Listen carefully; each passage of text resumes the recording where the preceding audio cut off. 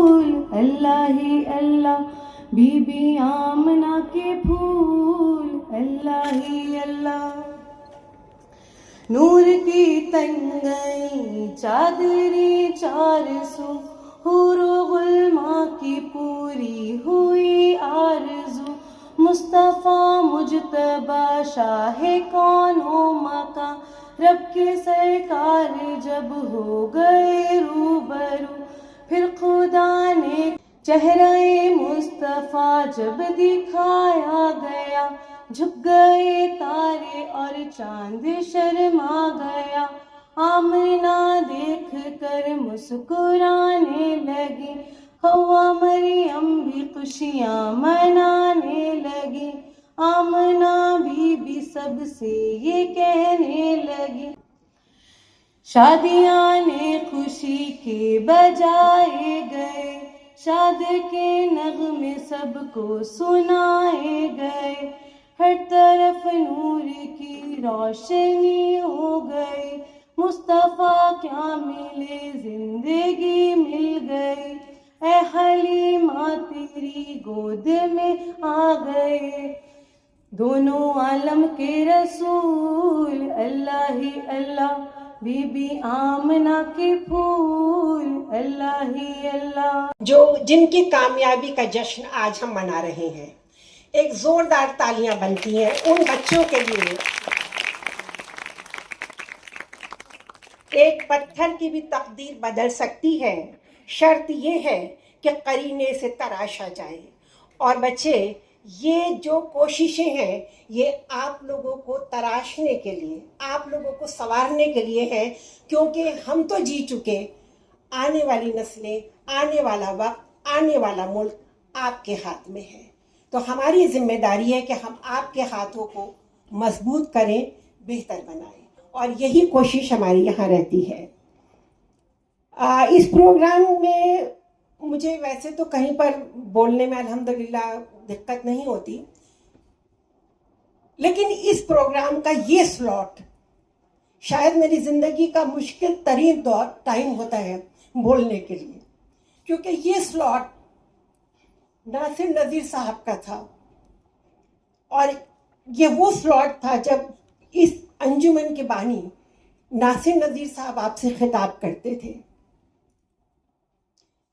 दीगर जिम्मेदारियों के साथ वो अपने इस पौधे की आबियारी भी मेरी जिम्मेदारी छोड़ गए हैं, और मैं पूरी कोशिश करूंगी कि इस जिम्मेदारी को निभाती रहूं। और उसमें मुझे आप लोगों का साथ है, लेकिन मुझे खुशी है कि मेरे साथ मेरी फैमिली, मेरे खैर ख्वाह, मेरे दोस्त मेरे साथ हैं, और मुझे पूरी उम्मीद है कि मैं इस काम को आगे ले जाती रहूंगी इंशाअल्लाह। जब मैं सोचती हूँ कि ये काम हमने काफ़ी पहले तंजीम बना चुके थे नासिर साहब, लेकिन जब मुस्तकिल काम मैंने शुरू किया इससे जुड़ के, तो ये 2000 की बात है, शायद 2000 या 99 की बात है, तब हमने इस काम को शुरू किया। और उस वक्त हमने एक किताबचा छपवाया था, और वो था बच्चियां बोर्ड की तैयारी, हमारे बच्चे बोर्ड की तैयारी कैसे करें, और फिर उनकी काउंसलिंग के लिए हमने किया। और उस मेरे पहले कदम में जो मेरे साथ मेरी 2 साथी थीं, एक शाकरा रिजवी जो आजकल अपने बच्चों के पास लंदन में है, और दूसरी नासिर नज़ीर साहब की छोटी बहन फरजाना कुरैशी, और वो आज तक मेरे साथ है और अभी भी वो जलसे में मौजूद है। तालियां बजाइए आप उनके लिए। ये वो दौर था जब हम कला महल स्कूल के नीचे के हॉल में इस प्रोग्राम को किया करते थे। वो काम किया, उसके बाद थोड़ा सा कलपुर से निकले तो हम निज़ामुद्दीन बस्ती गालिब एकेडमी पहुँचे। हमने अपना यह अवार्ड फंक्शन वहाँ करना शुरू किया। फिर थोड़ी और हिम्मत बढ़ी तो हम यहाँ आए, और जब यहाँ आए तो हम यहीं के हो गए, और ये तकरीबन 15 साल से मुतवातिर इसी हॉल में ये प्रोग्राम होता है। मैं गलत बयानी के लिए माफ़ी चाहती हूँ। 15 साल से मुतवातिर यहाँ नहीं हो रहा है, कोविड के ज़माने में 2020 का हमारा प्रोग्राम, डॉक्टर फारूक साहब ने कहा कि नहीं, जो बच्चे कामयाब हुए उनकी हौसला अफजाई होनी ही चाहिए। तो आपके दौलत खाने पे तस्मिया हॉल में किया गया, और तालियां बजाइए। एक बहुत खास कोशिश थी डॉक्टर साहब की, और बहुत खास वो था। उन्होंने कहा कि नहीं, आप चाहे छोटे स्केल पे कीजिए, सिर्फ बच्चों को बुलाइए, लेकिन हमें ये करना है। उसके बाद 2 साल मैं खुद इस हालत में नहीं रही कि मैं कुछ कर सकूं, लेकिन अल्हम्दुलिल्लाह सबका साथ मिला और मैं दोबारा से खड़ी हुई इसे करने के लिए। हाज़रीन, मैंने आपको बताया कि हमारे पास जो इनामात की फहरिस्त है उसमें लगातार इजाफा हो रहा है। हम इन उर्दू स्कूलों के उर्दू मजमून में अव्वल दर्जे पे अव्वल मकाम पे आने वाले बच्चे को निशान रिफत सरोश देते थे, और ये 5,000 रुपये कैश के साथ एक ख़ास मखसूस वो ट्रॉफी के साथ दी जाती है। फिर निशान नासिर नज़ीर शुरू किया गया, और वो उन बच्चों के लिए जो इन उर्दू स्कूल में अंग्रेजी में सबसे ज़्यादा नंबर लेके आएगा।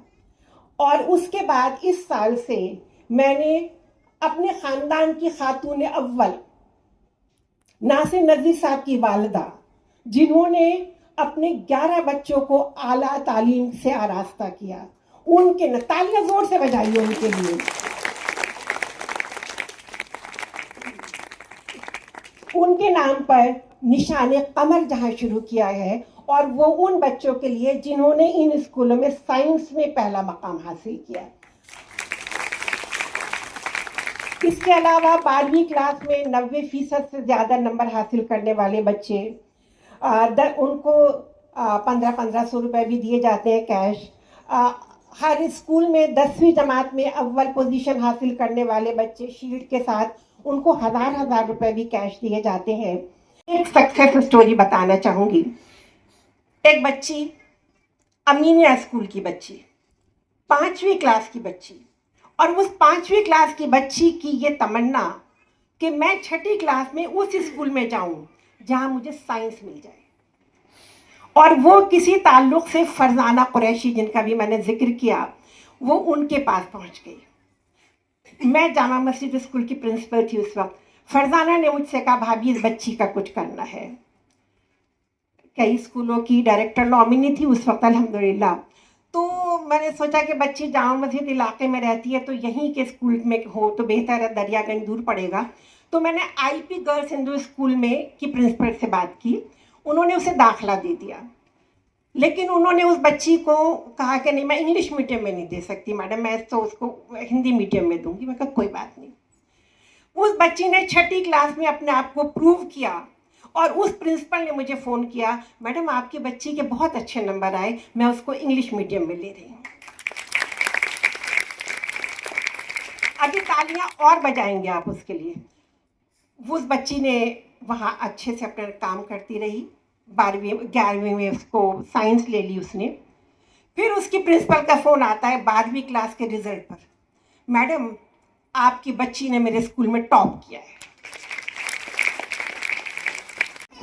तालीम का हासिल करना हर मोमिन पर फ़र्ज़ है। उसमें दीनी और दुनियावी दोनों तालीम आती हैं। सबसे पहले मैं शबाना नज़ीर साहबा को मुबारकबाद देना चाहूँगा कि हमारे बेटे कामरान को प्रेसिडेंशियल अवार्ड से नवाजा गया पिछले हफ्ते। ऑपरेशन सिंदूर के सिलसिले में उनको गुज़िश्ता हफ्ते प्रेसिडेंशियल अवार्ड से नवाजा गया। मैं तबस्सुम साहिबा का शुक्रिया अदा करना चाहूँगा कि उन्होंने मेरा तारुफ बहुत अच्छे और मौसर अंदाज में कराया। शबाना नज़ीर साहिबा के बारे में मैं कहना चाहूँगा कि उन्होंने मुझे इस काबिल समझा, मदऊ किया। मैं हर तरीके से उनके साथ हूँ, माजी में भी और मुस्तक़बिल में इंशाअल्लाह साथ रहूँगा। आप चूँकि खुद ही बहुत अच्छी और बाअसर शख्सियत हैं, इसलिए आपको तमाम लोगों में बहुत सी अच्छाइयाँ नज़र आती हैं। वो उनकी शख्सियत, उनके अंदाज़ गुफ्तगू से ज़ाहिर होता है। आज के इस अहम मौके पर मेरा ध्यान उस उम्दा शख्सियत की तरफ जाता है जो अपने मालिक के हकीकी से जा मिली। वो बावकार शख्सियत नासिर नज़ीर साहब, जिनका भी शबाना बहन ने जिक्र किया। शबाना बहन की आंखों की नमी ने बहुत कुछ अहया कर दिया, बग़ैर कहे हम लोगों को समझ आ गया। अब ये हमारा काम है कि हम उनको उनके उस मिशन में कामयाब करें जिसके लिए हम यहाँ आज मौजूद हैं। और जो चमन उन्होंने लगाया, जो पौधा उन्होंने लगाया, हम उसकी आबियारी करें। मैं दुआ गो हूँ कि अल्लाह रब्बुल इज़्ज़त उनको जन्नतुल फिरदौस में आला से आला मकाम अता फरमाए, मकाम महमूद अता फरमाए, अपने शान शान आला मर्तबे से नवाजे और हम सबको सब्र व जमील अता फरमाए। लाजमी बात है कि हम लोगों को इस मिशन को आगे बास अंदाज में जारी रखना है। बच्चों के बैच जाते रहेंगे, ऐसे ही नस्लें चला करती हैं, मुस्तक़बिल बना करते हैं। मैं शबाना साहब ने जो जिक्र किया, हालांकि मैं नहीं कहना चाहता था, लेकिन जब मुझे ये अंदाज़ा हुआ बात करके कि शबाना साहबा ने नासिर भाई के इंतकाल के बाद बाहर निकलना घर से बंद कर दिया है, खाना नशीन गोशा नशीन हो गई हैं।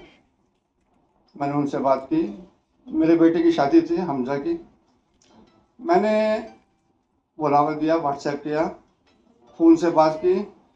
एक हल्की सी आवाज़ आई, भाई मैं खुश।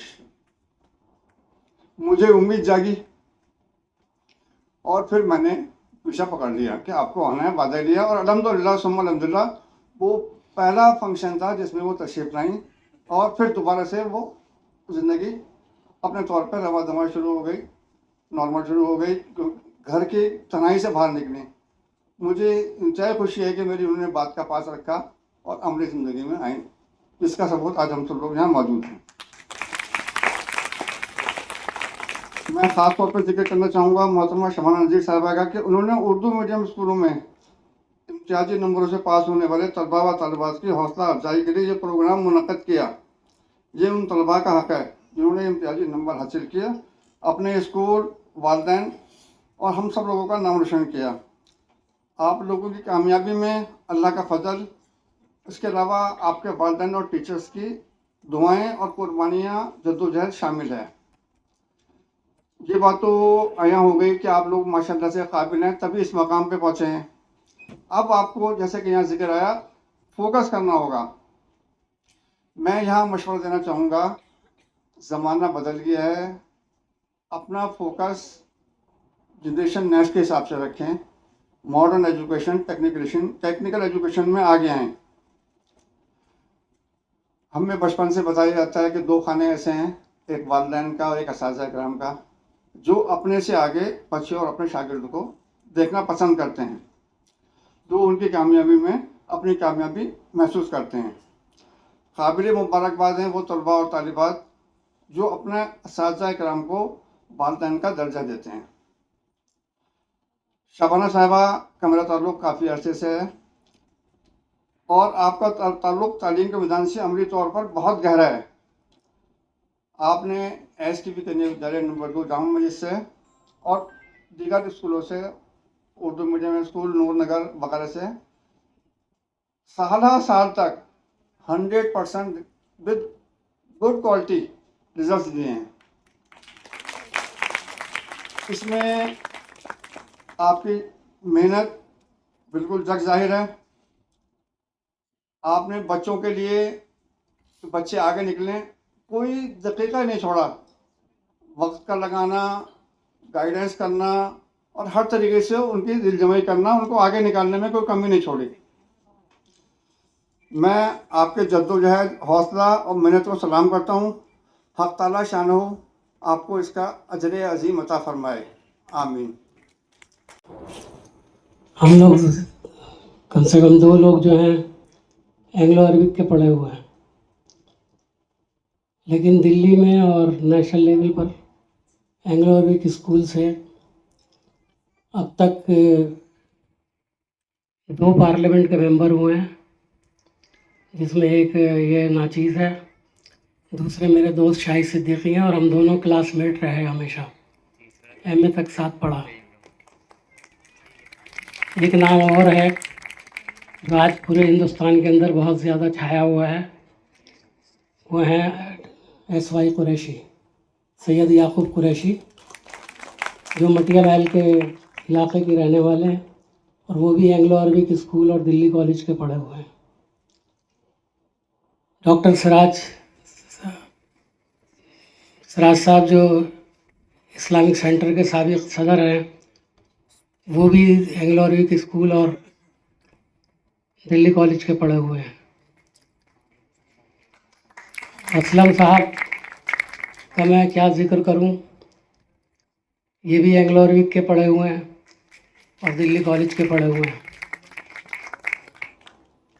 असलम साहब की जो खसूसियत है वो ये है, एक तो ये इतना अच्छा बोलते हैं कि अगर किसी से बात कर ले तो वो परमानेंट इनका दोस्त बन जाता है, गिरविदा हो जाता है। दूसरी खसूसियत इनमें मैंने ये देखी कि वो साइंस के टीचर रहे, लेकिन कुरान के ताल्लुक़ से उन्होंने जो काम किया हिंदुस्तान में, वो बहुत कम ऐसे लोग होंगे जो मौलवी ना हो करके कुरान के लिए उन्होंने इतना बड़ा काम किया। तो कुरान एकेडमी चलाते हैं, और एक अचीवमेंट उनका ये था, जब वो एंग्लो अरबिक स्कूल की एक कमेटी है जिसको दिल्ली एजुकेशन सोसाइटी कहते हैं, उसका मैं भी मेंबर था। फारूक साहब नहीं, SY कुरैशी साहब भी थे, शाहिद सिद्दीकी साहब भी थे, सिराज साहब भी थे, और असलम भाई भी थे। और असलम भाई सबसे ज़्यादा तजर्बाकारी इनको थी एजुकेशन के मैदान में, तो इनकी खिदमत जो है सबसे ज़्यादा नुमायाँ होनी चाहिए थी, लेकिन सरकार ने इनको वाइस चांसलर बना करके हैदराबाद भेज दिया। उससे हमें काफ़ी नुकसान पहुंचा, लेकिन उर्दू यूनिवर्सिटी को बहुत बड़ा फ़ायदा पहुंचा। इनके जाने के बाद वहाँ एक नई लहर आई, और इन्होंने अपने दौर में जो काम किया है उसको आज हैदराबाद के लोग भी याद करते हैं, और उर्दू यूनिवर्सिटी से पढ़े हुए तमाम लोग उसको याद रखते हैं। अभी आपने जो यहाँ हमारा तारुफ करा रही थी, उन्होंने एक दो बातें बताई मेरे ताल्लुक़ से। मैं ये बताना चाहता हूँ, ख़ास तौर पे इन बच्चों को जो यहाँ अच्छी पोजीशन लेकर के आए हैं। मैं कभी फर्स्ट डिवीज़न पास नहीं हुआ, और कॉरपोरेशन में हम पट्टियों पर बैठ कर के तालीम हमने हासिल की 7वीं क्लास तक। दिल्ली में एक मोहल्ला है कूचनार खां, वहाँ एक स्कूल था, उसमें हम पढ़ते थे। और दूसरी खुसूसियत ये थी कि आज के दौर में तो किसी बच्चे को हाथ नहीं लगाया जाता, और हम लोगों की रोज़ाना पिटाई होती थी। उस पिटाई का भी एक असर है कि पढ़ना ही पड़ता था मजबूरन। 7वीं क्लास के बाद 8वीं क्लास में मैं एंग्लो अरबिक में आ गया, और वहाँ से एक नई ज़िंदगी शुरू हुई। और उसके बाद दिल्ली कॉलेज चले गए, कॉलेज में भी रहा, लेकिन दिमाग में थोड़ी बहुत पॉलिटिक्स कॉलेज के ज़माने से है, तो वहाँ भी कई इलेक्शन लड़े। और जब अमली ज़िंदगी में आए, मैंने BEd किया जामिया मिलिया इस्लामिया से। और इसका ज़िक्र शायद नहीं किया उन्होंने कि मैंने 5 साल ये दर्स व तदरीस से भी वाबस्ता रहा, पढ़ाने का काम भी किया। लेकिन मेरे सर पर भूत सवार था जर्नलिज्म का, जैसा कि अनस साहब के ताल्लुक़ से भी बताया गया कि ये टीचर भी हैं और जर्नलिज्म भी करते हैं, शायरी भी करते हैं। तो मैं जर्नलिज्म में उस ज़माने में लिखाने लगा था, और अचानक मेरे जहन में यह ख्याल आया कि अब मुझे जर्नलिज्म में ही अपना मकाम बनाना है। और मैंने स्कूल से इस्तीफ़ा दे दिया, सरकारी मुलाजमत छोड़ दी। उसके बाद अपना अखबार निकाला, और अखबार कुछ ज़माने में ज़मीन पर उसने अपना मकाम बना लिया, और उस अखबार के ज़रिए मैं आहिस्ता आहिस्ता ऊपर आया। और उसके बाद मुझे मौका मिला, मैं सियासत में दाखिल हुआ, और सियासत में आने के 1 साल के बाद मुझे राज्यसभा का मेंबर बना दिया गया प्राइम मिनिस्टर के ज़रिए से। दूसरी अहम बात यह है कि मैंने सिर्फ सियासत नहीं की, सहाफ़त भी की, सियासत भी की, और उसके बाद सिफारत का भी मौका मिला। अभी इन्होंने बताया कि मुझे अंगोला और कई मुल्कों का सफ़ीर बनाया गया। मैं IFS नहीं था। आप जानते होंगे कि फ़ॉरेन सर्विस करने के बाद ही अपनी रिटायर होने से 10 साल पहले लोग एम्बेसडर बनते हैं, बहुत तजुर्बे के बाद। लेकिन प्राइम मिनिस्टर को यह हासिल है कि वो अपनी पसंद के या किसी के आदमी के ताल्लुक़ से उनकी राय हो कि अच्छा काम कर सकते हैं, वो किसी को भी एम्बेसडर बना सकते हैं। हर दौर में इंदिरा जी के ज़माने में 8-10 एम्बेसडर हुआ करते थे, जिनको पॉलिटिकल साइड से लिया जाता था और वो कहलाते थे political appointee. Doctor Manmohan Singh जब वज़ीर आज़म बने तो उनके दौर में उन्होंने मुझको अंगोला, गैबोन और कॉन्गो 3 मुल्कों का एक ही वक्त के अंदर एम्बेसडर मुकर्रर किया।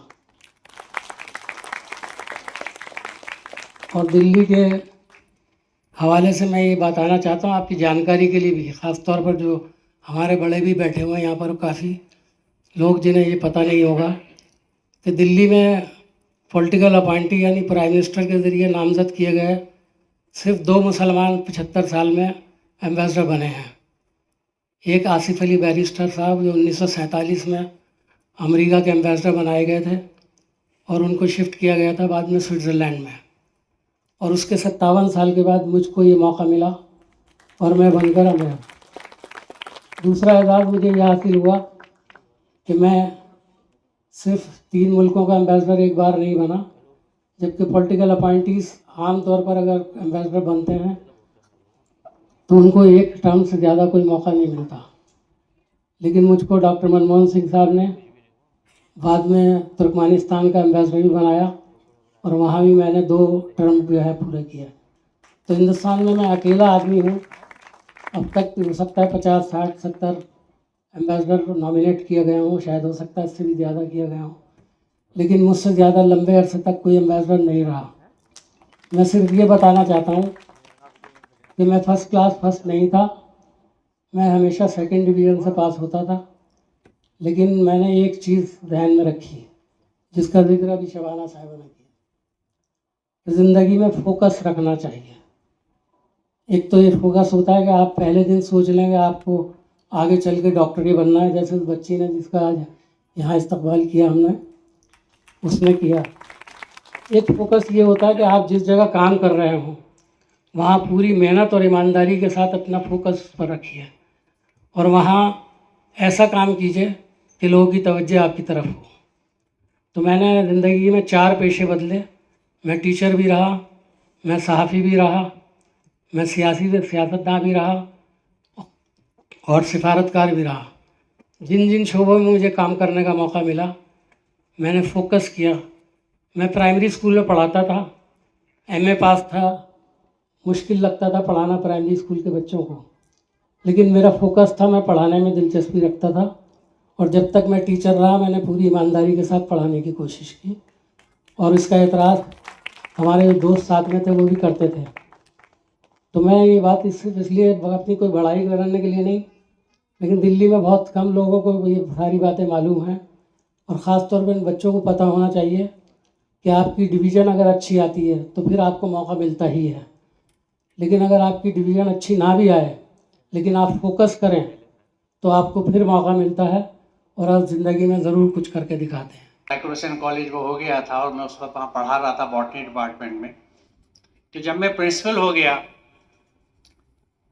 तो मेरे ही हाथों अल्लाह ने उसके नाम को रेस्टोर कराया और उसको हमने ज़ाकिर हुसैन दिल्ली कॉलेज कर दिया। तो वो दिल्ली कॉलेज फिर से वापस आ गया और अब वो कॉलेज यानी यूनिवर्सिटी रिकॉर्ड्स में ज़ाकिर हुसैन दिल्ली कॉलेज के नाम से जाना जाता है।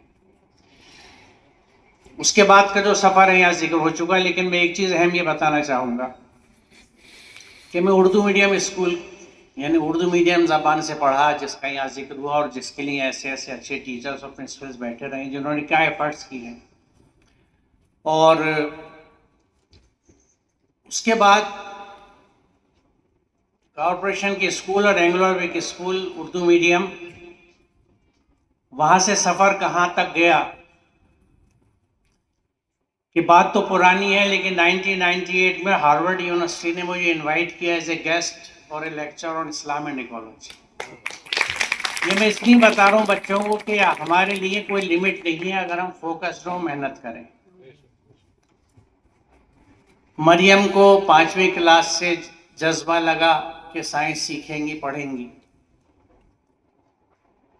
मुझ पे ये बेदारी 8वीं जमात में आई और मैंने 8वीं जमात में अपने घर की, पुरानी दिल्ली के घर में एक छोटी सी कोई की जो होती थी उसमें अपनी लेबोरेटरी बना रखी थी, जहाँ मैं केमिस्ट्री के, ख़ास तौर से मुझे गैसेस बनाने का बड़ा शौक़ था। यानी दायरा तो फारूक साहब का है, मैं बॉटनी की तरफ आ गया, लेकिन शुरुआत वहाँ से हुई थी। तो मैं फोकस की बात कर रहा हूँ। जो मुझे पैसे मिलते थे उनको जोड़ जाड़ के मैं, चूँकि एंग्लो-विक स्कूल में बराबर में जीबी रोड के शुरू में एक दिल्ली साइंटिफिक वर्क्स दुकान हुआ करती थी, सप्लायर थे साइंस के प्रोडक्ट्स, तो वहाँ से जाके इंस्ट्रूमेंट्स वगैरह ला के काम करा करता था। तो 98 में हार्वर्ड ने इनवाइट किया और पिछले साल ही ऑक्सफोर्ड ने बुलाया था इस्लामिक सेंटर में क्लाइमेट चेंज एंड रिलीजन के ऊपर। तो अगर आप फोकस हैं और आप काम करना चाहते हैं तो आपको रोकने वाला कोई नहीं है। हम जब भी रुकते हैं तो अपनी ही वजूहत से रुकते हैं। इल्ज़ाम तो हम बाहर वालों को देते हैं, लेकिन जिम्मेदारी हमारी होती है। इसलिए हमारा अंदर का आपा जो है, जिसको हम अपना इनर सेल्फ कहते हैं, अपनी ज़ात कहते हैं, अपनी शख्सियत कहते हैं, उसका मजबूत होना बहुत ज़रूरी है। वही आपको रिजॉल्व देती है, वही वो क़ुव्वत इरादी देती है, वही मजबूती देती है जो आप एक विपरे समंदर और दरिया में ऐसे भी तैरते हुए किनारे को पकड़ लेते हैं और डूबते नहीं है, because you don't give up. उसी स्ट्रेंथ को बनाने का एक नुस्खा जिसको मैंने समझा है, क्योंकि तकरीबन 30 साल का सफ़र हो गया मेरा इंटरफेस पे काम करते हुए, कुरान साइंस और कुरान और एनवायरनमेंट पे, वो थोड़ा सा कुछ आपके सामने रख रहा हूँ इसी नुक्ते नज़र से कि शायद कोई चीज़ आपको समझ में आ जाए। ये एक इलेक्ट्रॉन से मैं अपनी बात शुरू करता हूँ, सॉरी एटम से, जिसके सेंटर में न्यूक्लियस में हमें प्रोटॉन्स और न्यूट्रॉन्स दिखते हैं, चारों तरफ इलेक्ट्रॉन्स हैं जो अपने ऑर्बिट्स में, अपने शेल्स में घूमते रहते हैं। ये नन्हा एटम जो हमें आँख से नज़र नहीं आता, ये भी कुछ लॉस से बंधा हुआ है जिसको हम एटॉमिक लॉस कहते हैं। और यूनिवर्स में अगर आप देखें तो ये प्लैनेट्स, इनका मूवमेंट उनकी एक्सेस पे, अपने ऑर्बिट्स में इतना प्रिसीजन है कि हम महीनों सालों पहले सनराइज सनसेट कैलकुलेट कर लेते हैं। इन सिर्फ 2 रिप्रेजेंटेटिव स्लाइड से मैं ये बताना चाहता हूँ कि इस पूरे यूनिवर्स में कोई चीज़ ऐसी नहीं है जो अपने लॉस से ना चलती हो। और लॉस किसके? क्रिएटर के बनाई हुई। उस क्रिएटर को आप ब्रह्मा कहिए, ईश्वर कहिए, अल्लाह कहिए, गॉड कहिए, कुछ भी नाम दीजिए, but we all believe in a creator. उससे क्रिएटर की बनाई हुई हर चीज़ उसके बनाए हुए लॉस के हिसाब से चलती है। एक एटम से लेकर यूनिवर्स तक देख लीजिए, लिविंग से नॉन लिविंग तक देख लीजिए। अब एक फर्क जो हमें समझना चाहिए, क्योंकि ये जब हर चीज़ अपने लॉस के हिसाब से चलती है, यानी जो क्रिएटर ने उसके लिए लॉस बना दिए उसी को फॉलो करती है, तो इन तमाम क्रिएशंस में और हम में क्या फ़र्क है? हमें जो अल्लाह ताला ने एक एम्पावरमेंट दिया है डिसीजन मेकिंग, ये बहुत बड़ी ताकत है और बहुत बड़ा दर्जा और रुतबा है इंसान को कि वी हैव ए चॉइस। और ये चॉइस जो है ये एक एम्पावरमेंट भी है और एक चैलेंज भी है, क्योंकि जब मुझे ये नफ्स दे दिया गया, एक सलाहियत दे दी गई कि मैं फैसले अपने खुद करूं, तो अब मेरे सामने 2 ऑप्शन हैं कि जो क्रिएटर है जिसके लॉस से सक्सेसफुली पूरा यूनिवर्स चल रहा है, मैं उसके लॉस के हिसाब से चलूं या अपनी डिज़ायर्स और ख्वाहिशात और मनमाने अंदाज से ज़िंदगी गुजारूं। तो चूँकि इंसान एक ऐसी यूनिक क्रिएशन है अल्लाह की, क्रिएटर की, जिस नाम से आप उसे पुकारें, कि उसने इसको फिक्स लॉज नहीं दिए जैसे पूरी नेचर को दे रखे, इसको लिबर्टी दी है। साथ ही पूरी यूनिवर्स की एग्जांपल्स दिए हैं कि तुम देखो यूनिवर्स में मेरी क्रिएशंस कितनी सक्सेसफुली काम कर रही हैं मेरे लॉस के अंडर, मेरे गाइडेंस के हिसाब से। अब तुम अपना फैसला कर लो कि तुम्हें क्या करना है। और यही हमारे लिए बड़ी अहम चीज़ है कि हम फैसला किस बेसिस पे और कैसे करें। यह आयत जो मैं यहाँ रखी है इसी कंटेक्स्ट में कि ज़मीन और आसमान में जिस कदर जानदार मखलूक़ात हैं और जितने मलाइका, सब अल्लाह के लिए सजदा रेज़ हैं, यानी they submit to the divine command. तकब्बुर नहीं करते, कोई एरोगेंस नहीं है, अपने रब से जो उनके ऊपर है डरते हैं और जो कुछ हुक्म दिया जाता है उसी के मुताबिक काम करते हैं। या इंग्लिश का थोड़ा सा कट रहा है ये, लेकिन इसका मतलब ये है कि they do as they are commanded, जो उन्हें हुक्म दिया जाता है उसी के हिसाब से काम करते हैं, जैसे मैंने अभी जिक्र किया। तो यहाँ ये बात हमें बताई जा रही है कि देखो हर चीज़ जो है, जितनी क्रिएशंस हैं वो उसी के गाइडेंस के हिसाब से चलती हैं। अब ये जो हिदायत है, इसके यहाँ पे देखिए किसी किताब का नाम नहीं है, क्योंकि ये हिदायत शुरू से इंसानों को आई है। यानी जितने रिवील्ड स्क्रिप्चर्स आए हैं, जितने डिवाइन स्क्रिप्चर्स आए हैं, और जितना हम समझते हैं नोन हिस्ट्री में कि वेदास से लेके कुरान तक, सब गाइडेंस अलग अलग एरिया में अलग जबान में आई, लेकिन मैसेज सबका एक था कि सबमिट टू डिविनिटी, ऊपर वाले के कहने के हिसाब से जिंदगी गुजारनी है। तो यही बात यहाँ कही जा रही है कि फिर जो हिदायत तुम्हारे पास आए तो जो लोग उसको फॉलो करेंगे उनको कोई खौफ नहीं होगा, कोई गम नहीं होगा। लेकिन जो उससे इनकार करेंगे या उसको झुटला देंगे, उलाइका अस्हाबुन नार हुम फिहा खालिदून, ये जहन्नमी लोग हैं, जहन्नम वाले हैं, they are the people of fire, जहां वो हमेशा रहेंगे।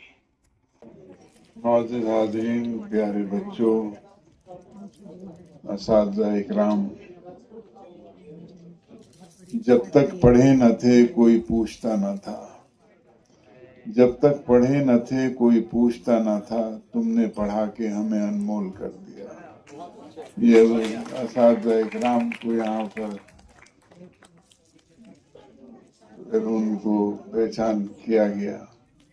मैं मुबारकबाद देता हूँ और सभी बच्चों को इस शेर के साथ मुबारकबाद देता हूँ कि ये अज़मतों के ताज यूं ही नहीं मिले हैं, अल्लाह का करम है, माँ बाप की दुआ है।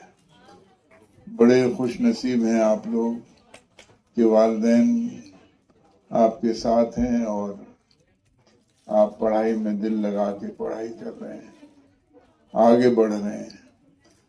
देखिए अभी मीम अफजल साहब ये वाहिद शख्सियत हैं जो उर्दू के सबसे ज़्यादा करीब हैं, क्योंकि आपका नाम ही मीम से शुरू होता है। हम सब लोग एस और ए बी जे और सारे नाम लगा लेते हैं, लेकिन आपने मीम लगाया हुआ है और उसका मतलब ये है कि उर्दू से रग़बत है आपको। बहरहाल आपने फरमाया कि मेरी सेकंड डिवीज़न और फर्स्ट डिवीज़न नहीं आई। हमारे मुल्क के चीफ जस्टिस रहे जस्टिस,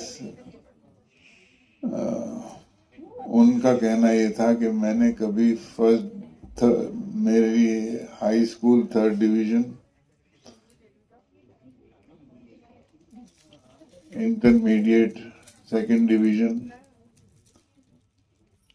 और graduation second division, masters LLM second division, कहने लगे मैंने कभी फर्स्ट डिवीज़न नहीं देखी। और मैं चीफ जस्टिस ऑफ इंडिया हूँ, जस्टिस BN कृपाल नाम था उनका। तो अचीवमेंट्स मिलेंगे, पढ़ाई ज़रूरी है कि मेहनत से करनी चाहिए। हमारे एक प्रेसिडेंट ऑफ इंडिया हुए डॉक्टर जाकिर हुसैन, उस कॉलेज से भी लोग वाबस्ता हैं यहाँ। तो मैंने उनसे कहा कि डॉक्टर जाकिर हुसैन को उन्होंने मास्टर्स अपनी जर्मनी से की, उस वक्त में सब्जेक्टिव टाइप क्वेश्चन आते थे, तो उन्होंने he attempted all 7 questions and wrote on the answer sheet. Question sheet पर लिखा था attempt any 5. He attempted all 7 questions and wrote on the answer sheet. Imtiaz था लेकिन 100% मार्क्स उनके भी नहीं आए। हमारे फर्स्ट ICS बैच ऑफिसर थे, उन्होंने उनसे वाइवा वॉइसी में अंग्रेज ने पूछा कि वेल मिस्टर,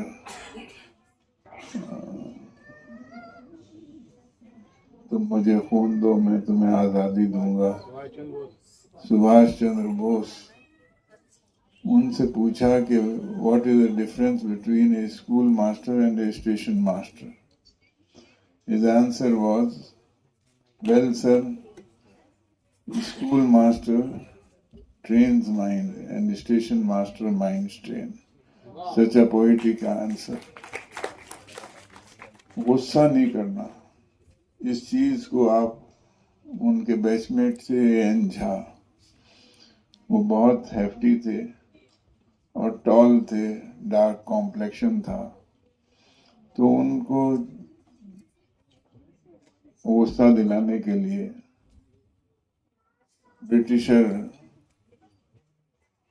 वाइवा वॉइसी ले रहा था, उसने कहा कि well mister Jha, if you go for horse riding will you have a problem. उनका जवाब था, well sir, why will I have a problem, horse will have a problem sir. तो ये चीजें याद रखनी है कि गुस्से से बचना है। हमारे खुद के उस्ताद थे डॉक्टर GK पाठक, उन्होंने किसी को फेल नहीं किया तो हमें भी फेल नहीं किया। हमारे PhD DSc के गाइड वही थे। बहरहाल हमने भी किसी को फेल नहीं किया बिल इत्तेफाक, जितने भी PhDs हमारे अंडर में हुए या जो भी एग्जाम्स हमने लिए। तो मेहनत वो ज़रूरी है और लगन होनी चाहिए। आप आगे बढ़ते रहेंगे इंशाल्लाह। बहुत सी बातें हैं जिसको करना चाहिए इस वक्त, लेकिन वक्त इजाज़त नहीं दे रहा है। मैं मुबारकबाद आप सबको एक बार फिर देता हूँ।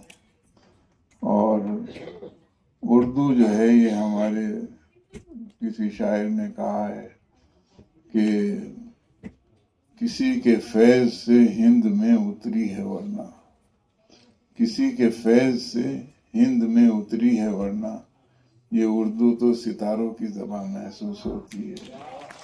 तो आप सभी हज़रात एक बड़ी पैट्रियाटिक ड्यूटी कर रहे हैं और बड़े मुबारकबाद के मुस्तहिक हैं आप। वो करे बात तो हर बात से खुशबू आए, ऐसी बोली तो वही बोले जिसे उर्दू आए।